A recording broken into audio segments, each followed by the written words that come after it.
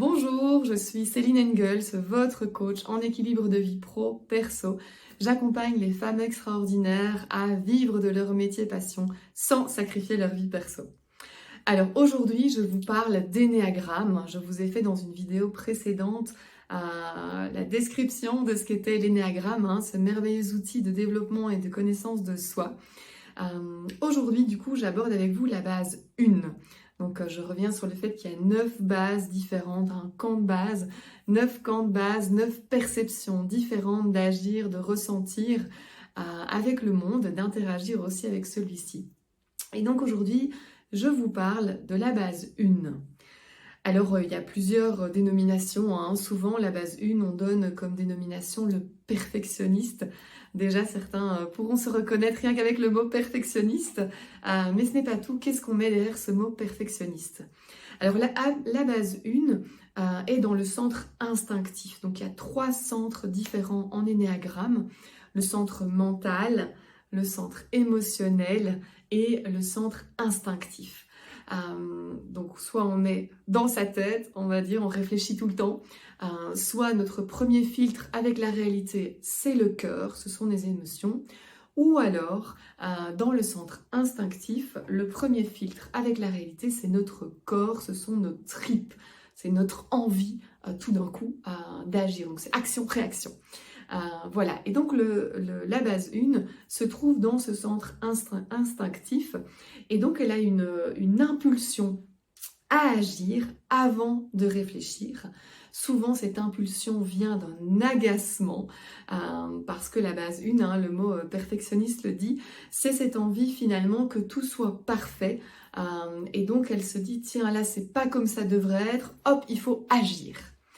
Alors même si la base 1 se trouve dans le centre instinctif, cette tripe qui va la mettre en action, souvent la base 1 pense qu'elle est dans le centre mental parce qu'en fait, vu qu'elle réfléchit à tout ce qui devrait être, elle se dit finalement qu'elle réfléchit beaucoup et que donc forcément elle doit être dans le centre mental.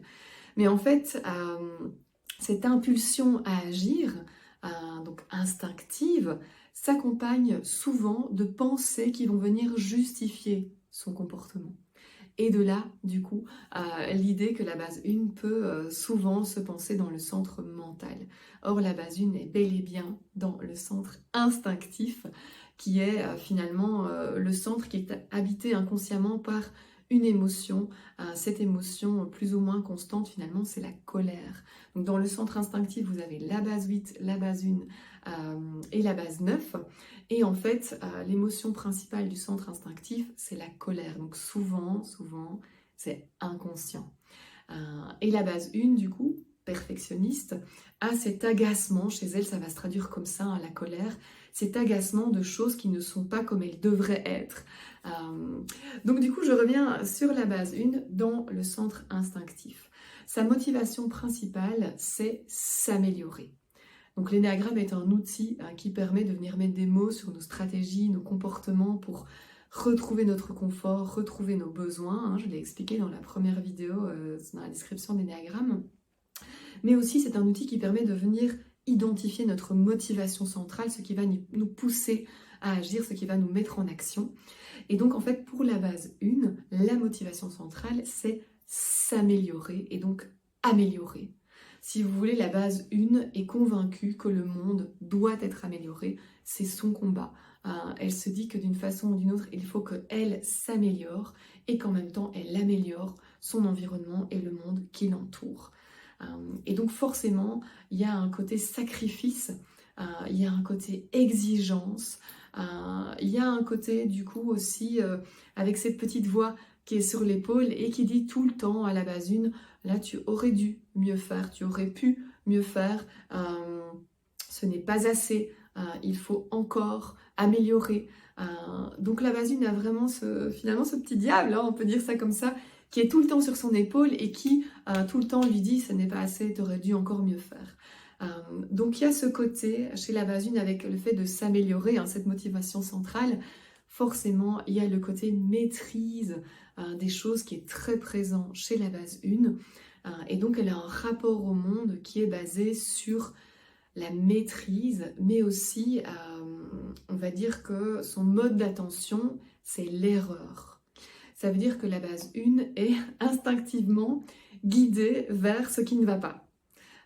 Et donc elle va être agacée par un cadre qui n'est pas droit, par un livre mal rangé, par la vaisselle où tout n'est pas bien disposé dans le lave-vaisselle. Il y a un côté vraiment perfectionniste, mais il y a un côté chaque chose à sa place et chaque chose qui doit être faite doit être bien faite.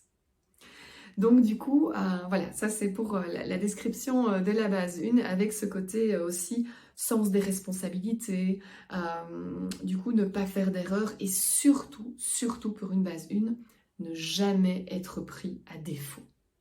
Ça c'est la plus grande peur de la base 1, c'est d'être pris à défaut. Donc elle va tout faire au quotidien pour que tout soit parfait, qu'on n'ait pas à lui faire de reproches et que vraiment tout ce qu'elle fait est bien fait, voire très bien fait. Moi, je prends souvent la courbe de Gauss quand je coach des bases 1 en expliquant que vu qu'elle a un niveau d'exigence très élevé envers elle-même et forcément envers les autres, à partir du moment où elle est dans la moyenne supérieure, on va dire, dans vraiment la moyenne supérieure de la courbe de Gauss, du coup, elle est déjà au-dessus de la moyenne. Et que donc, même si elle abaisse un petit peu son niveau d'exigence, elle reste toujours dans la moyenne supérieure. Et donc ça, c'est vraiment intéressant pour la base 1 de se dire que son niveau d'exigence est tellement élevé que même si elle lâche un peu prise, elle reste dans un niveau qui est plus que bien fait, en fait. Et donc, je reviens du coup sur ce lâcher prise parce que la tension centrale chez la base 1, c'est vraiment ce côté entre maîtrise et lâcher prise.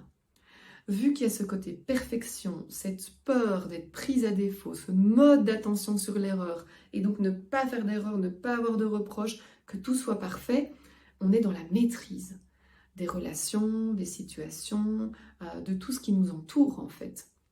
Et donc du coup, c'est comment apprendre à lâcher prise. Donc forcément, chaque base a ses challenges, a ses points forts.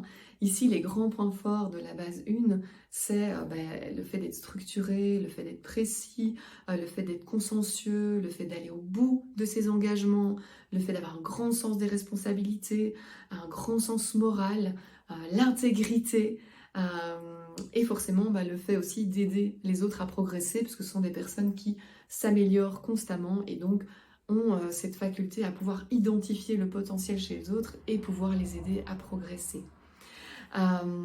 Quoi dire encore sur la base 1 ? Dans sa communication, la base 1 est souvent dans « il faut »,« je dois »,« c'est correct ». Elle communique de façon précise, directe.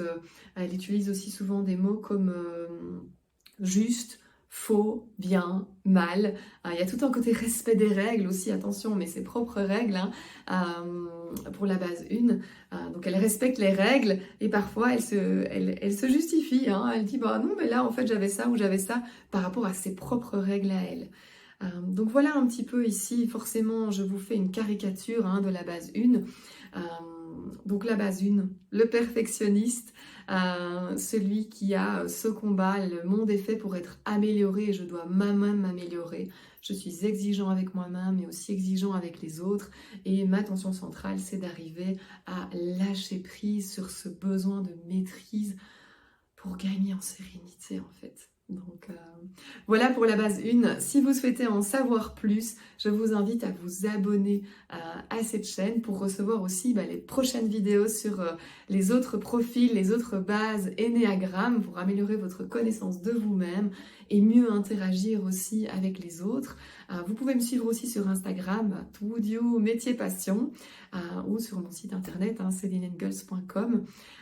Voilà, si vous souhaitez aussi un coaching lié à l'Ennéagramme, donc mieux vous connaître, identifier votre motivation profonde et pouvoir améliorer ou révéler en tout cas votre potentiel, je vous invite à me contacter sans hésiter. Et je vous dis à très bientôt pour de nouvelles vidéos. Merci et à bientôt.